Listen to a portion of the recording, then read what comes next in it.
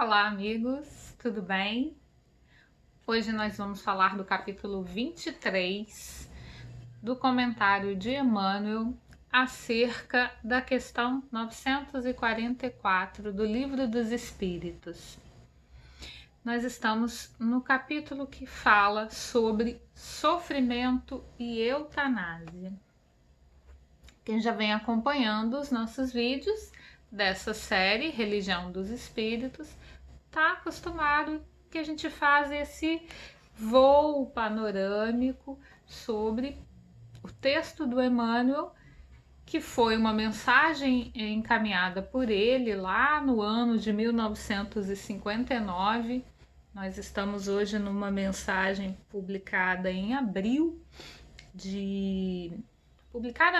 realizada. Esse livro foi publicado no ano seguinte, mas esse texto do capítulo 23 foi redigido pelo autor espiritual em abril de 1959, a partir do comentário e da leitura de uma questão do Livro dos Espíritos.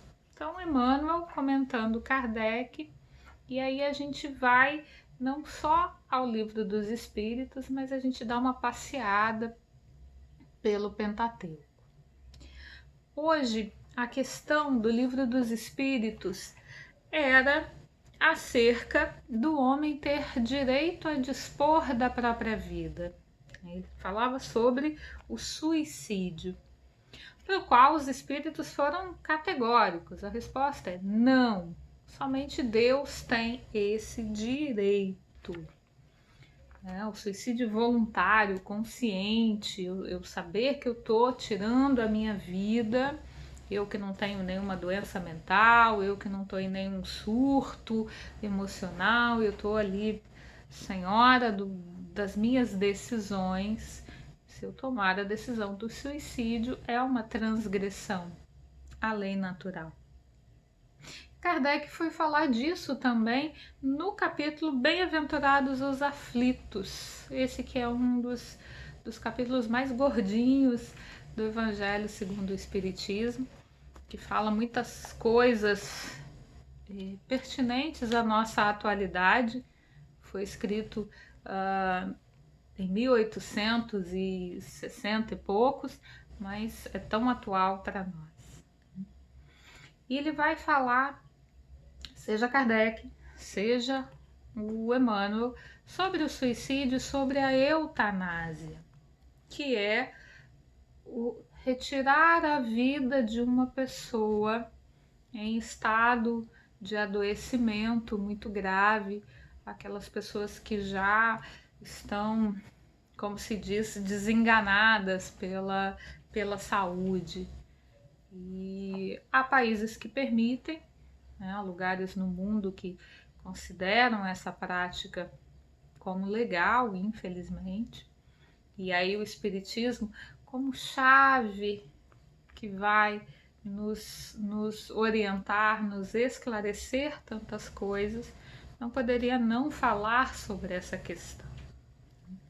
Emmanuel começa o capítulo dizendo: quando te encontres diante de alguém que a morte parece nimbar de sombra, recorda que a vida prossegue além da grande renovação. O Espiritismo veio acabar com a morte. A morte não existe mais. Ao contrário das crenças materialistas, que colocam aqui nessa pequena passagem, esse tempinho curto, aí de máximo 100 e pouquinhos anos de vida, o Espiritismo alarga esse conceito de vida. Não só ele traz esse conceito, tantas outras crenças espiritualistas trazem esse conceito. O próprio cristianismo, em todas as suas vertentes, tem que ser, em cada uma dessas vertentes, tem que ser espiritualista, no sentido da continuidade da vida, na permanência da alma, Nós não somos só esse corpo físico, nós não nos desintegramos com a passagem desse corpinho. Mas o Espiritismo nos esclarece com relação à nossa evolução enquanto espíritos imortais. Nós tivemos um início, nós não teremos um fim. A vida jamais cessa. Então, extinguir o corpo físico não resolve as questões da alma. Se eu tenho uma dor muito grande, uma dor emocional, que são as principais causas dos suicídios, quem comete o suicídio não quer acabar com a vida, quer acabar com o sofrimento.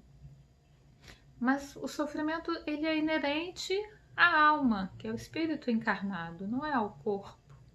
Então, as dores emocionais, elas não cessam com o cessar da vida orgânica.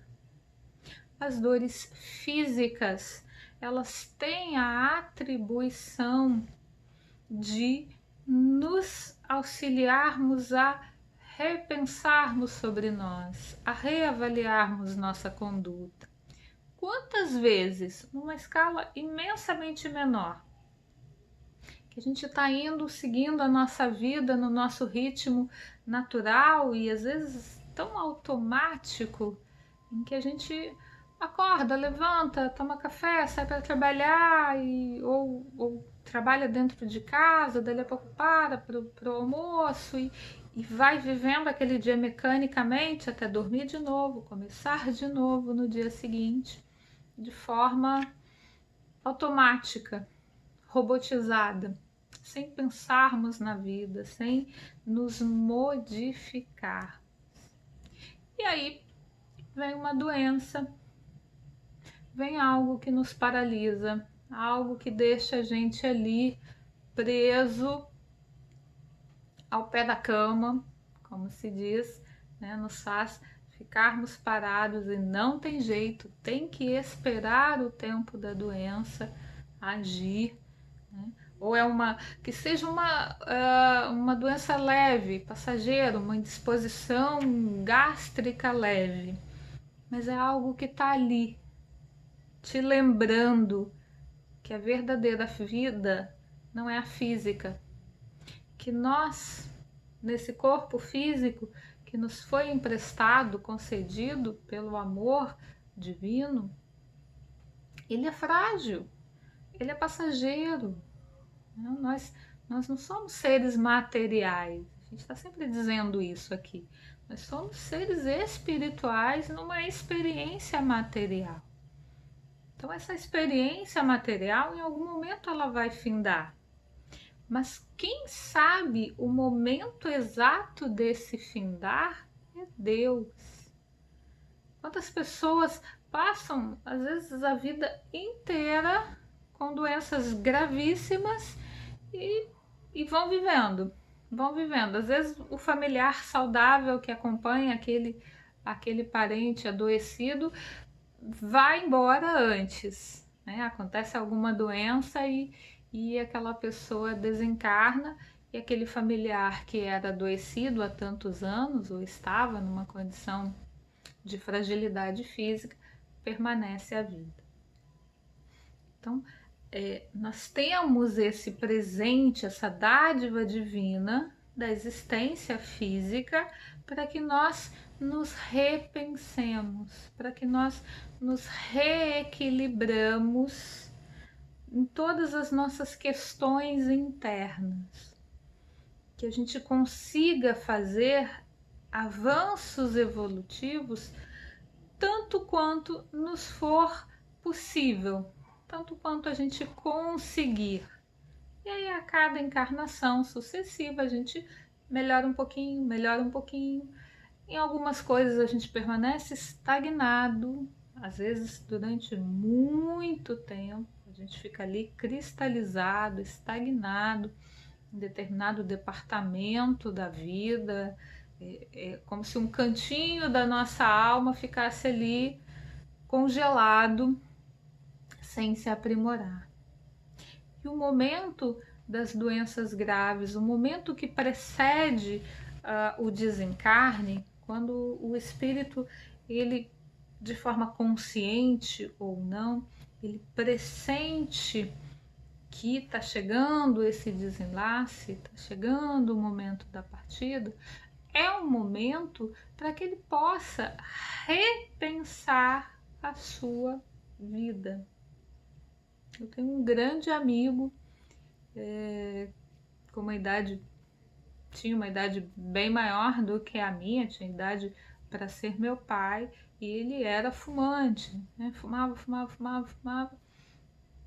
E ao finzinho da vida, já muito adoecido, ele que nunca tinha conseguido largar o cigarro, optou por parar de fumar. E conseguiu.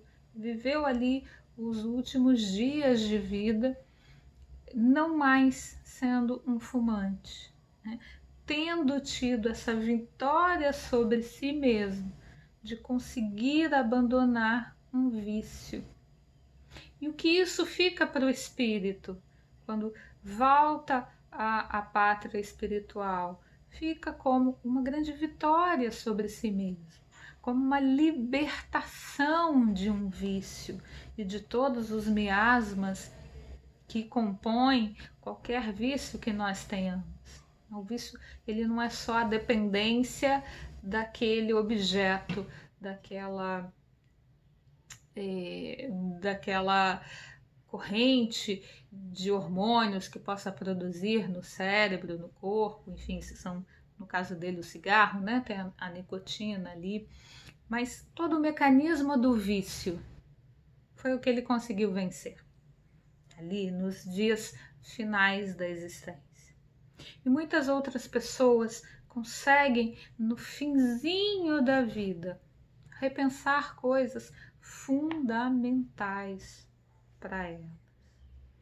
O André Luiz, pela psicografia do Chico Xavier, traz na coletânea dele sobre a vida espiritual, traz um livro magnífico nessa temática, que é o Obreiros da Vida Eterna, em que ele vai falando de alguns casos em que ele e a equipe espiritual acompanham, de alguns irmãos aqui na Terra que estavam vivendo seus últimos dias. E ele traz justamente esse momento da virada, do desencarne, do se ver desencarnado, do chegar na vida espiritual. O quanto é necessário que a gente viva até o último segundo, que nós aproveitemos até a última gotinha de vida. Como nos traz São Luís nos seus textos, nesse capítulo do Bem-aventurados os Aflitos, no Evangelho segundo o Espiritismo, que não cabe a ninguém diminuir esse tempo precioso de outra pessoa, nem mesmo na boa intenção de amenizar aquele sofrimento.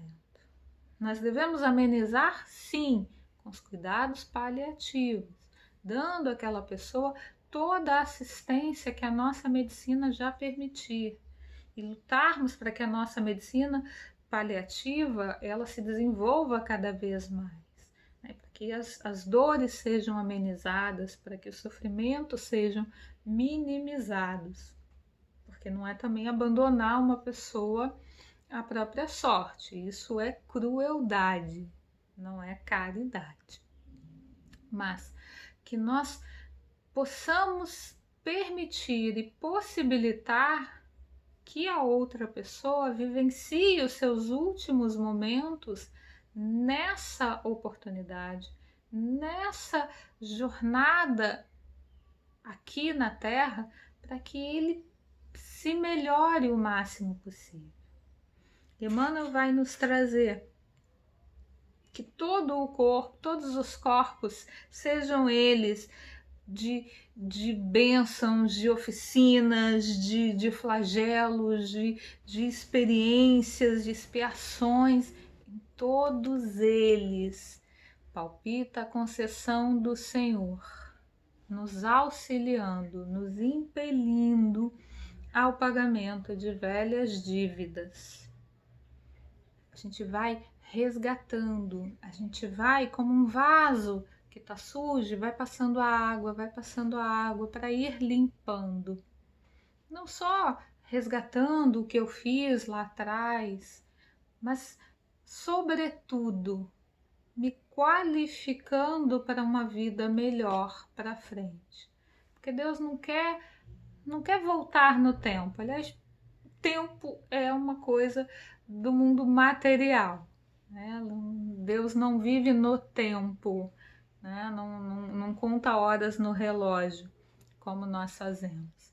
Ele só vê o bem supremo, né? Os benfeitores, a pleiade que faz com que a vontade divina se realize, eles estão sempre nos puxando, magneticamente nos chamando para o bem, para a felicidade. E muitas vezes a gente precisa passar por momentos tormentosos, como aquela prova difícil que a gente precisa passar para adquirir um conhecimento maior, né? Para a gente aferir o nosso conhecimento. Emmanuel nos lembra da passagem belíssima evangélica em que Jesus ressuscita Lázaro. Lázaro era um amigo querido, ele e as irmãs.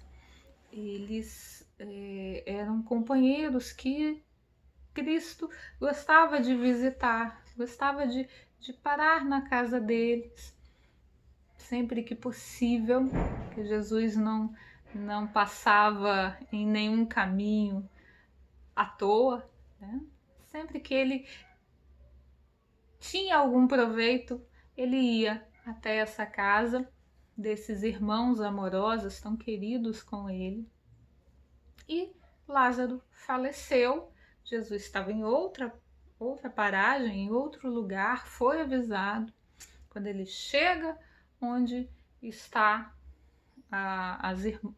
as irmãs de Lázaro, ele já está morto, enfaixado. E Jesus traz Lázaro de volta à vida, nos trazendo, entre tantas simbologias dessa passagem de Lázaro. A gente precisaria ter aí um capítulo específico, um episódio específico só para falarmos de Lázaro. Entre as simbologias, Jesus nos traz a importância da vida, de aproveitarmos cada instante que aqui estamos, né? Esse enfaixado que Lázaro estava, conforme a tradição da época, cheio de ataduras, nos fala das nossas ataduras, as nossas ataduras mentais, as nossas ataduras morais, os nossos preconceitos, as nossas falhas morais, que a gente tanto tempo perde presos a elas nessa experiência carnal. E de que valem todas elas? De nada valem.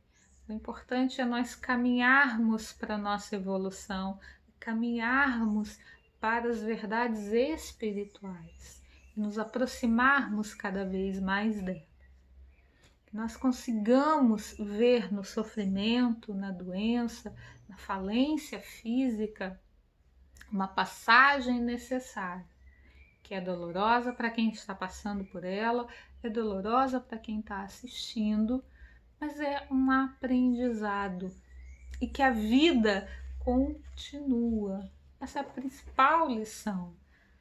Por isso que Emmanuel começou o texto de Sofrimento e Eutanásia falando que a vida prossegue. Essa é a grande mensagem que nós que acreditamos em Cristo, e sobretudo nós que temos a luz do Espiritismo, seja por sermos espíritas, seja por termos uma simpatia pelo Espiritismo, nós precisamos ter essa luz acesa no nosso coração, no nosso entendimento, e nós precisamos utilizar essa luz para auxiliar, iluminando as pessoas à nossa volta.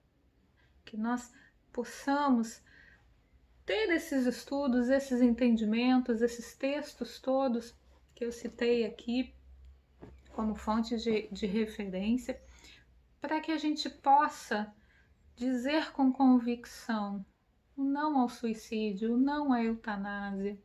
E ao invés de julgarmos, que seria uma atitude tão errada quanto apoiar, que nós nos posicionemos em acolhimento a quaisquer pessoas que estejam vivenciando situações em que esses temas venham à tona. Que a nossa voz, que a nossa palavra, que a nossa presença seja sempre um pontinho de luz, pequenininho que seja, mas que seja um pontinho de conforto, de consolação e de amorosidade. Ficamos por aqui com o nosso episódio de hoje e no próximo vídeo a gente vai falar sobre reencarnação. Nesse de hoje falamos um pouquinho sobre o momento de desencarne. No próximo a gente vai falar da reencarnação nessa roda viva da vida, de estarmos um pouquinho aqui, um pouquinho no plano espiritual. Um abraço grande a todos e até a próxima.